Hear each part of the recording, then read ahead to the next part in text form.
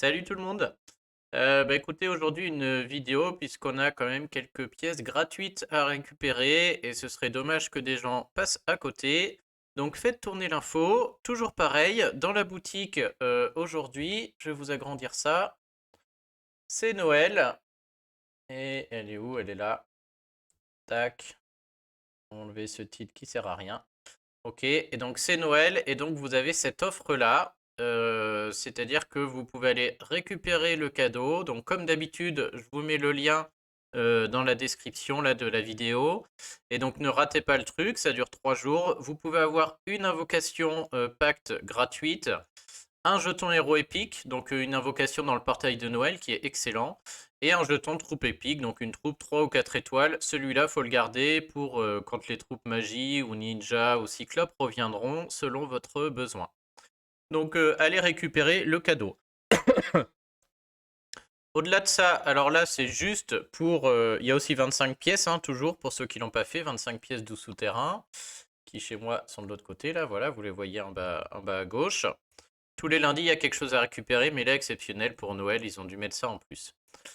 À noter, alors encore une fois, hein, je pousse pas à la consommation, mais pour ceux qui veulent et ceux qui achètent en général, pour la première fois sur la boutique, on a ça, je crois. Donc a priori, pour 5 euros, on a 4 invocations pacte, et ça donne 25 pièces de pacte à toute notre alliance. Donc voilà, j'ai eu pas mal de messages sur Line. A priori, celle-là est très bien. Je sais plus ce qu'ils m'ont dit les mecs. Moi, je les connais pas bien celles-ci. Mais en gros, elles sont bien parce que, enfin bien, mieux que les autres si vous voulez. 4 euros pour 4 invocations, c'est raisonnable entre guillemets. Et 25 pièces pacte pour toute l'alliance. Si on a une alliance de 30, ça veut dire environ 8 invocations. Si voilà, 8 x 4, 32. Donc on va dire 7,5 invocations de plus garanties pour tout le monde. Et donc ça fait 5 euros pour 11,5 invocations si vous voulez. Ce qui en fait le meilleur ratio du jeu. Et donc si on va par là, on va remettre ça comme ceci. Donc toujours pour ceux qui mettent un peu d'argent et qui sont dans une grosse alliance. Donc c'est une bonne truc. On va pas se mentir, moi de ces offres là, j'avoue, je les regardais jamais. Je crois que c'était comme les offres Titan Mythique là où voilà, je la trouve pas. 5 euros pour 500 gemmes et tout le monde gagne un pare-chose que je trouve utile uniquement si on perd vraiment un top 10. Mais là, effectivement, j'avais jamais regardé, on m'a fait la remarque et effectivement, ils ont raison. Il y a une offre sur les gemmes qui est très prisée, que je vois plus. Purée, je l'ai prise, alors peut-être qu'elle a disparu. Ah mince, je l'ai prise, elle a disparu, je peux plus vous la montrer. Enfin bref, aujourd'hui, il y a une offre, vous payez 3 euros, vous avez 300 gemmes, mais ça donne 30 gemmes à toute votre alliance. Et du coup, effectivement, c'est pareil ce qu'on m'a dit sur le forum, elle est très rentable parce que en gros, ça veut dire 3 euros pour 300 gemmes, plus 30 sur 29, ça fait 30 x 3, 900, moins 30, ça fait 870. Donc ça fait 3 euros pour au final 1170 gemmes, si je ne m'abuse. Ouais. 170 et 300. Et donc ça en fait un taux très très rentable. Donc ceux qui ont l'habitude d'acheter, cette offre est très prisée. Là, l'offre qui vous donne 300 et qui donne 30 à toute votre alliance. Et effectivement, elle est très rentable, hein. Bon, en vrai, j'ai jamais pensé, j'ai même pas regardé, hein, on va pas se mentir. Mais du coup, sur une alliance de 30, il y a pas photo, ça vaut le coup, quoi. Donc voilà, n'hésitez pas à aller chercher vos pièces gratuites. Ça vous donnera une petite invoque. J'ai pas été les chercher encore, mais on va y aller. Et ces deux héros-là, je vais faire l'analyse dans une autre vidéo. Pas perdre YouTube. Si vous voulez, on va juste parler d'Hathor dans celle-ci. Alors, Hathor qui vient de sortir dans la saison 5. Donc c'est un héros qui est sorcier. La famille, famille Lune, donc toujours intéressant puisqu'il y a il peut conférer une baisse de défense et des dégâts d'eau quand il se fait attaquer. Ça peut avoir un impact, hein, c'est quand même parfois assez pénible dans des raids. Ok. Et oui, quand la compétence spéciale le tue, la probabilité augmente. Bon, par contre, plus intéressant, on a un nouveau passif, et celui-là, il me plaît beaucoup. Quand lui-même utilise sa compétence spéciale, il a une chance sur deux. C'est pas mal, mais c'est surtout vachement impactant. Ce qu'il fait, c'est qu'il booste la santé de tous les alliés de 10%. Donc le maximum de PV peut être dépassé. Et 10%, sachant que lui-même c'est un soigneur, bah c'est vraiment super, hein. C'est vraiment super. Et tous les alliés reçoivent une petite quantité de mana. Alors ça, malheureusement, on va pas pouvoir faire de test, parce que petite quantité de mana, c'est pas grand-chose entre guillemets, mais franchement, ça peut faire la différence, hein. Je pense pas que ça aille passer des rapides en 6 tuiles non plus.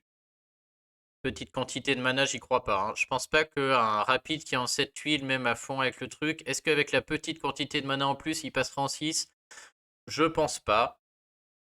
Faudrait tester sur une équipe avec un bard, un costume et tout, mais je ne pense pas. Mais bon, ces petites quantités de mana, c'est toujours bien, notamment pour les héros d'une autre couleur qui n'ont pas encore eu les tuiles. Si on a beaucoup de rouge, que ça marche une fois, deux fois. Dans le raid, ça peut changer au bout d'un moment. Et en défense, c'est aussi toujours très bon. Alors au niveau des stats, c'est un héros qui est très défensif, hein. 774 d'attaque pour un nouveau héros, c'est assez ridicule. Par contre, la défense, 800 et 1600 de points de vie. Voilà, une fois emblémé, hein. Voilà le résultat. Donc là, c'est très bien. La compétence spéciale, c'est un héros rapide, soin maternel, qui booste la santé de tous les alliés de 480. C'est beaucoup, hein. 500 HP de plus pour tout le monde. Il peut dépasser le maximum de PV. Et il immunise tout le monde contre les effets négatifs, style Vanda ou Grenat, pour 4 tours. Alors franchement, donc c'est un soigneur, hein, on va pas se mentir, c'est un excellent soigneur, hein. En rouge, en plus, on n'en a pas beaucoup. Et alors, il fait que ça, entre guillemets, mais il le fait très bien, hein. C'est-à-dire qu'il soigne déjà assez rapide, il soigne beaucoup, il peut dépasser le max de PV. Si le passif se déclenche, il redonne 10% de plus en plus, qui peuvent aussi dépasser, donc tout ça est très bien fait. Et l'immunisation contre les effets négatifs, c'est primordial dans ce jeu de plus en plus. On a voilà les héros, on les connaît, Emilio, Vanda, tout ça, qui font ça, c'est des héros qui sont excellents. Sauf que lui, il fait ça 4 tours. Et 4 tours, c'est très très long. Le problème de ces héros qui immunisent contre les effets négatifs, c'est qu'en général, ça dure 2-3 tours. Et des fois, c'est un peu court, quoi. Et heureusement, parce que c'est très fort. Mais là, 4 tours, c'est énorme. Donc clairement, un très très bon héros. Si vous l'avez, vous pouvez le monter les yeux fermés. Vraiment un soigneur au top, hein. Il n'y a pas photo.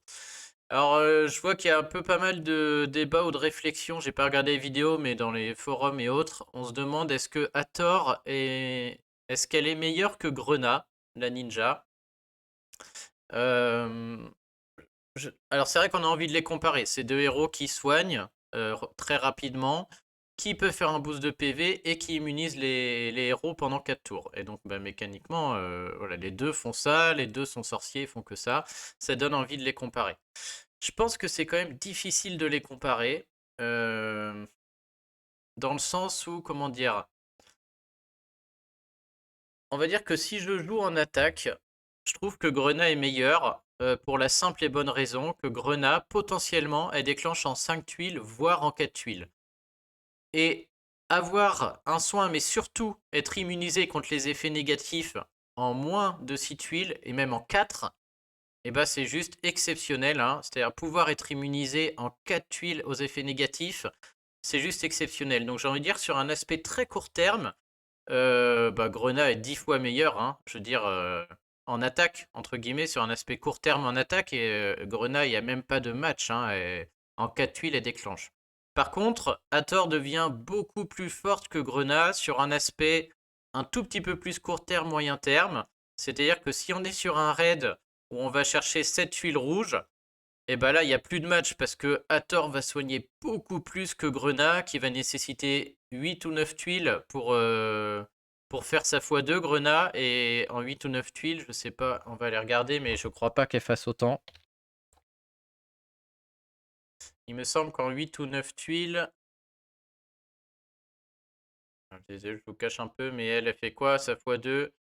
La vie 400 et immunisée pour 3 tours. Donc voilà, Grenat, c'est dès qu'on passe au-dessus des 6 tuiles, Hathor est bien meilleur, puisque déjà le soin est meilleur, 480. L'effet négatif, c'est 4 tours, alors que Grenat, c'est 3 tours. Et il y a le passif qui peut rentrer en jeu. Bref, là, il n'y a plus de match, hein. Donc tout de suite, sur cet aspect un peu plus moyen terme, le Hathor est bien meilleur. Mais après, il faut noter que Grenat, ça reste un ninja. Ça veut dire que tous les héros qui baissent le mana, je pense notamment à Waterpipe là, Et bah Grenat, comme c'est une charge comme ça, on peut lui baisser le mana et elle peut encore déclencher. Alors que Hathor, c'est pas le cas. Donc, ouais, Grenat, du fait qu'elle déclenche en 4 tuiles, qu'elle puisse résister comme ça au truc de mana. En attaque, à mon avis, il n'y a pas photo. Moi, je préférerais une Grenat, hein, clairement.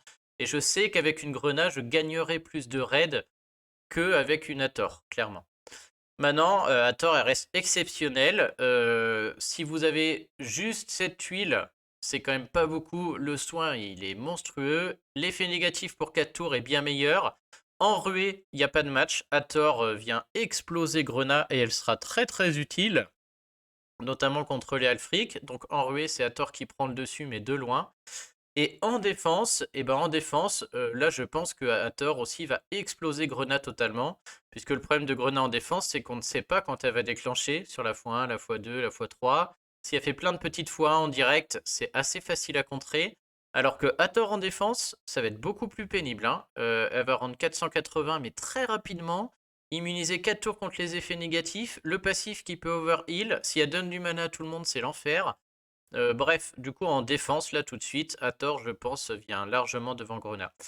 Donc, je pense que vous comprenez un peu quand je dis. Moi, j'ai du mal à les comparer, hein. Pour moi, c'est pas la même chose, quoi, hein.